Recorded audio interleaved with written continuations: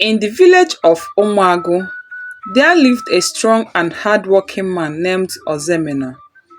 He was respected by his fellow men for his strength, wisdom, and dedication to his farm. His yam barn was always full, his goats were fat, and his compound stood proudly among the best in the village. But despite all his success, Ozoemena carried a burden in his heart.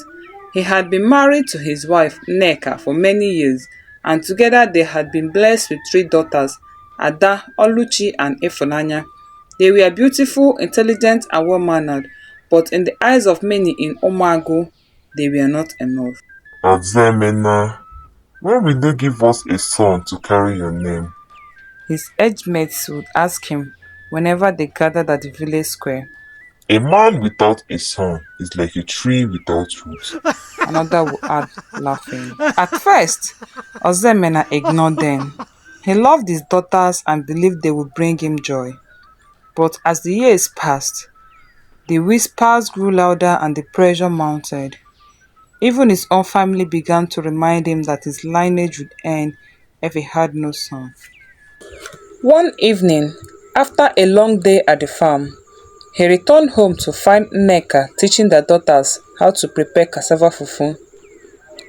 The sight warmed his heart, but at the same time, a dark thought crept into his mind. He has done everything, prayed at the shrine of the ancestors, offered sacrifices, even consulted the village dibia. Still, Nneka bore him no son, and so, after much hesitation, he made a decision. A few months later, Ozoemena took a second wife, a young woman named Amaka, who was known for her beauty and her family's strong lineage of male children. He convinced himself that it was the only way. Nneka was devastated but said nothing. She only held her children's clothes and watched as her husband slowly drifted away from them. At first, Ozoemena felt a deep sense of relief. His new wife, Amaka, was young and full of promise. The entire village watched and waited, whispering among themselves, placing silent bets on whether she would give him a son. Meanwhile, Nneka carried her pen in silence. She had always been a strong woman, but this betrayal cut deep. Still, she refused to let her daughters see her broken. "You are my pride," she told them one night as they sat around the cooking fire. "Never let anyone make you feel less because you are girls." Months passed, and soon Amaka became pregnant.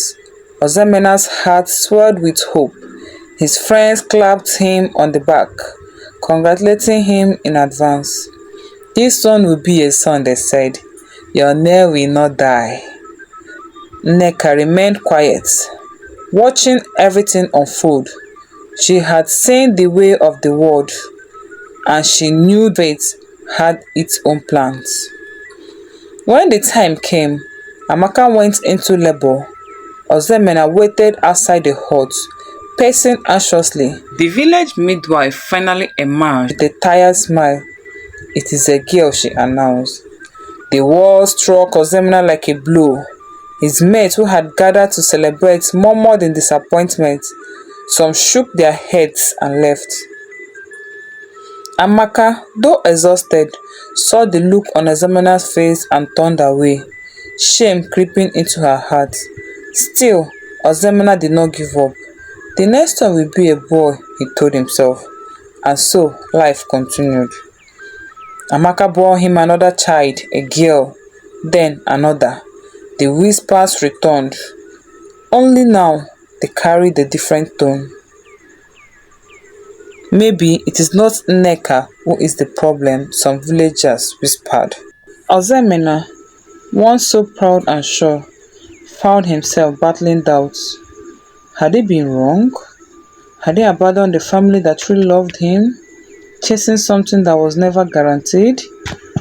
One evening, he sat alone in his compound, staring at the setting sun. He thought of his daughters, both Nneka's and Amaka's. He thought of the years lost, the love he had ignored, and for the first time, he wondered, Had he made a mistake? Ozoemena could not shake the feeling of disappointment. The weight of his unfulfilled desire for a son lingered in his heart, even as he tried to convince himself that his daughters were enough. But when an opportunity for a government job in another state came, he saw it as more than just career advancement. It was an escape. With promise to send money and visit often, he left his home behind, traveling to Enugu, where he secured a position as a senior agricultural officer. The work was good and the pay was better. But in the evening, when he returned to his lonely quarters, the old whispers returned to haunt him. A man without a son is like a tree without roots. Then he met Chinwe. She was different from Amaka and Nneka, young, soft-spoken and full of admiration for him. She listened to his stories with wide eyes, praising his wisdom and strength. Before long, he fell into her arm and soon they were married in secret. Unlike his previous marriages, Chinwe gave him what he had longed for, two strong, healthy sons. The news filled him with pride, and for the first time, he felt complete. He had done what his mate expected of him. His name would not die. But back home in Umuagu, Nneka and Amaka knew nothing of his new family. They only knew that the visit became less frequent, the letters fewer, the money irregular. The daughters who once ran to greet him when he returned now barely remember the sense of their father's presence. Then, one evening, a messenger arrived at Nneka's compound, bringing news that made her blood turn cold. The elders say Ozoemena has married another wife, the man announced, and she has given him two sons. A deep silence settled over the compound. The daughters looked at their mother, waiting for her to speak, but she only stared ahead, her heart heavy with pain. For years, she had endured. She had stayed strong, hoping that one day Ozoemena would see the worth of the family he had left behind. But now, she realized the truth. He had moved on. As the night deepened, Nneka sat alone, staring at the dark sky. She knew that this was not the end of the story. Ozoemena had made his choice, but life had its own way of balancing things. Years passed and Ozoemena finally returned to Umuagu, not just for a brief visit, but with the full intention of introducing his third wife, Chinwe, and his two sons to the entire village. The news spread quickly, and the villagers gathered to see this woman who had completed Ozoemena's family. Chinwe, dressed in expensive lace, stood beside him with her sons, while Nneka and her daughters watched from a distance. Surprisingly, Nneka did not show any resentment. She had long accepted her fate. Life had taught her that happiness was not in chasing what was lost, but in making the best of what remained. She was now a successful businesswoman, known for her trade in palm oil and fabrics. She lacked nothing, and neither did her daughters, who were growing into fine young women. During the visit, Ozoemena noticed how well Nneka and her children were doing. Their compound was lively, filled with laughter. His daughters spoke confidently, their eyes shining with intelligence and grace. A small part of him felt an unfamiliar sting, pride mixed with regret.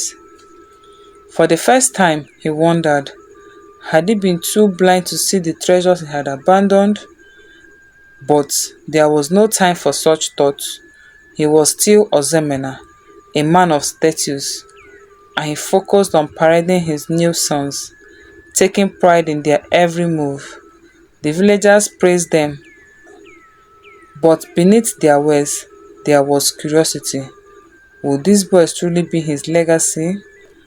Months after his return to Enugu, Ozoemena's health took a sudden turn. It started with weakness in his limbs. then a persistent cough. Soon he could no longer walk. His once powerful body began to fail him. He sought treatment in hospitals, spent money on traditional healers, and even visited prayer houses, but nothing worked. The sickness clung to him, draining his strength. When his savings dwindled, he realized he had no choice but to return to Umuagu. One evening, he called Chinwe and told her, "We must go back home. The village is where I should be now." Chinwe stared at him, her face cold. "Go back if you want, but I am not following you." Ozoemena blinked in shock. For the first time, Ozoemena saw the truth. The woman he had placed above all others was not willing to share his burdens. He begged her. He reminded her of all he had done for her, but Chinwe remained firm. And so, defeated and broken, Ozoemena made the long journey back to Umuagu alone. When he arrived, the villagers whispered among themselves, this was not the strong man they once knew. This was a shadow of Ozoemena.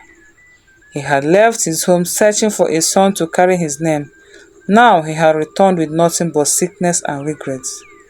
As he staggered into his old compound, his eyes met Nneka.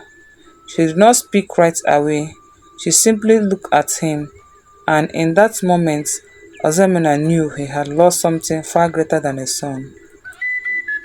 When Ozoemena arrived in Umuagu weak and broken, it was Nneka who stepped forward to take him in.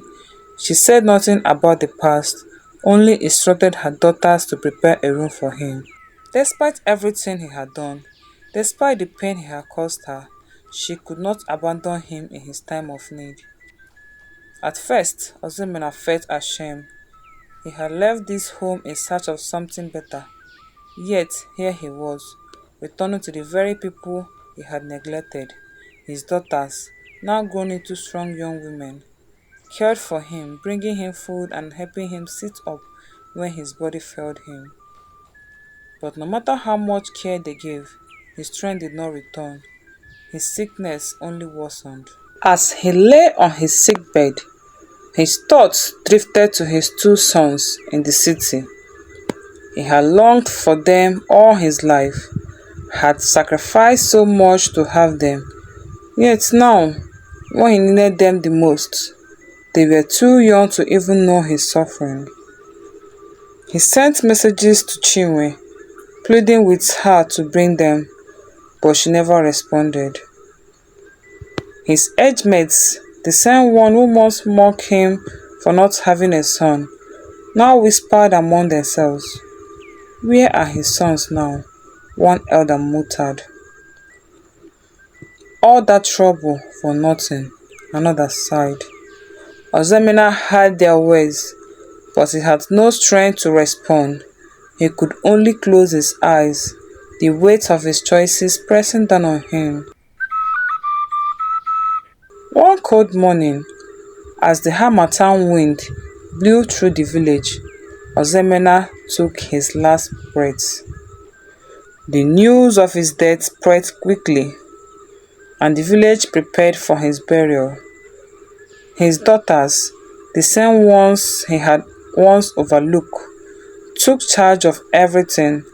They ensured he had a proper funeral, despite the pain he had caused them. But when the day of the burial arrived, Chinwe and her sons were nowhere to be seen. The villagers shook their head in disappointment. The wife he loved the most didn't even come, they murmured. Nneka remained silent, watching as the men lowered Ozoemena into the ground. A part of her felt pity, but another part of her knew that this was the fate he had chosen. As the final handful of sand was thrown over his grave, his daughters stood together, their heads held high. They were not sons, but they had proven themselves stronger than anyone had ever expected. And though Ozoemena was gone, life in Umuagu continued. After Ozoemena was buried, the village moved on, but his absence left a deep lesson for those who had watched his life unfold. Chinua never returned, nor did she send word about the two sons. It was as if she had erased Ozoemena from her life. The villagers eventually stopped asking about her, realizing that she had only stayed with him for what she could gain. Meanwhile, Nneka and her daughters pressed forward with their lives.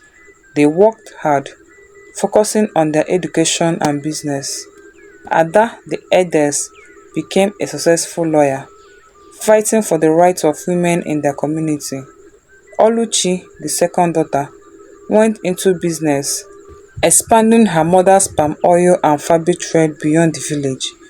Ifunanya, the youngest, became a doctor, using her skill to serve both the village and the city. With each passing year, Nneka watched her daughters grow into powerful and respected women. She no longer worried about what the village thought. She had raised her children well, and they had given her a life full of love and abundance. One evening, as Nneka sat in her compound, watching the sun set over the village, she smiled. She had everything she needed: peace, love, and the success of her children. She had once been cast aside, seen as incomplete because she had no son, but life had proven otherwise. Ozoemena had spent his life chasing something he thought would bring him honor and fulfillment, but in the end, he lost the true treasures he had been given. He had believed that only a son could carry his legacy, yet it was his daughters who stood tall, proving that worth was not determined by gender, but by character, strength, and determination. This story teaches us that true wealth is not in tradition or societal expectation, but in the love and loyalty of those who stand by us. And sometimes, what we seek so desperately is already before us. We just need to open our eyes to see.